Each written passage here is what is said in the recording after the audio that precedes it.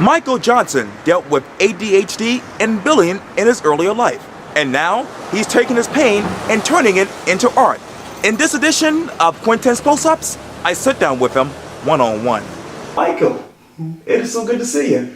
Yes, sir. Yeah. Good evening. Yeah, and matter of fact, as we sit here right now, let me take you back down memory lane because you actually reached out to me via Facebook. You said the following to me via messenger quote, "I'm just so astounded by all this good news. It's been so much creative outlooks in my life that I haven't stopped becoming the person I am. I suffered in silence for so long because of the selfish naysayers that told me I couldn't be nothing. When did you realize that you are somebody and something?"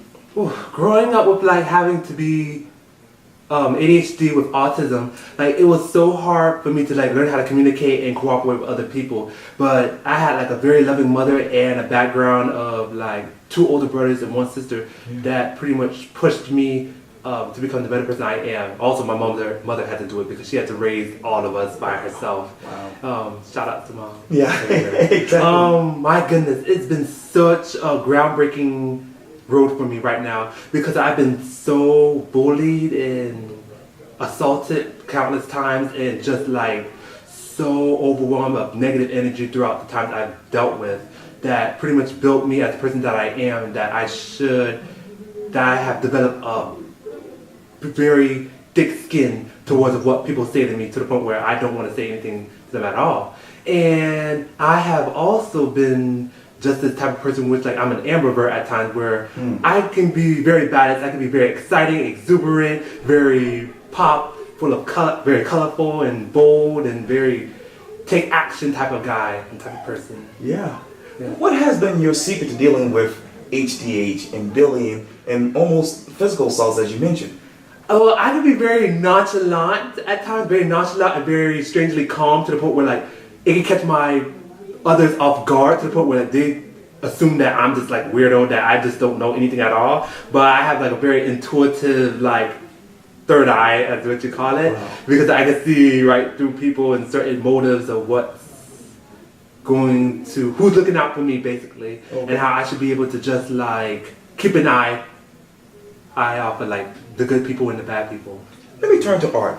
Kimberly Bowen of Exquisite Charleston magazine, that is, said this about you in October for the magazine, quote, "No one encompasses this idea of art as complete expression more than Michael Johnson.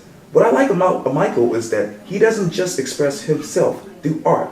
He does it through a number of fashion avenues of art, including singing and fashion. Walk me through when the art and really fashion bugs bit you."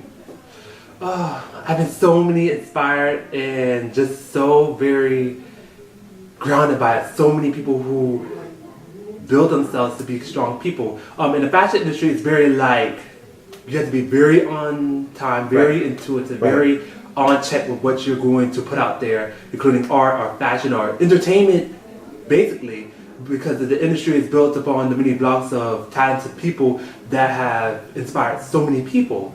But my inspiration from Alexander McQueen and Sui and Kenzo, those colorful, bold, and catchy bohemian looks that pretty much opened my eyes to a lot of designs and how I should just be who I am because they're outspoken, so beautiful in their own work and very comfortable of who they are. Let me turn to your love, the color bin. You said the following on Facebook, quote, "This brand focuses on art that suits me studying in the fiber art medium of batik.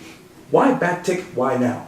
Well, batik is how you pronounce batik. Is fiber arts pretty much painting. It's been passed down throughout Africa and also the east regions of Asia and Turkey, and it's also been around the whole world as of different times because mostly it was before indigo dyeing, which was pretty much originated from Africa, and also many women around that part pretty much made their paintings and their apparel and clothing throughout those times of using the color indigo itself because it's such a rich and ritualistic color throughout the times.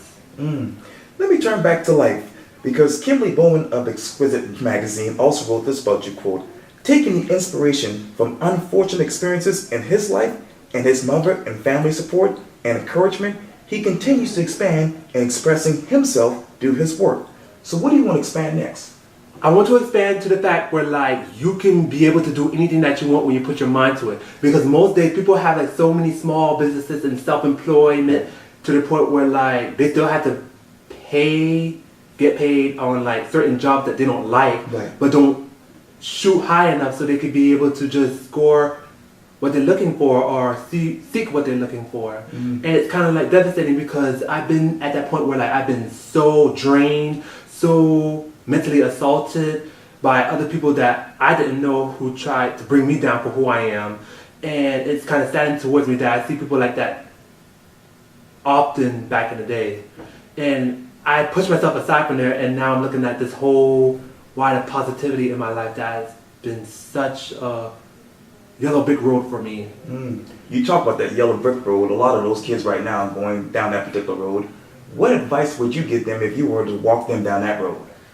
A yellow brick road, I would pretty much call it the golden brick road because I have like this golden heart, which pretty much nobody hasn't noticed because I don't show my emotions too much to certain people, which I'm trying to work on and just like build myself as a better person, how I should pretty much cooperate with other people and just like be yourself and never be fake or try to put on the front and just put on a mask towards other people. Because you see that like a lot of celebrities just put on a mask just to like in paparazzi or news reports and interviews. That's interesting. Well, Michael Johnson, thank you so much for your time. I really, really appreciate this. Yes, thank you very much. Thank you. I appreciate that.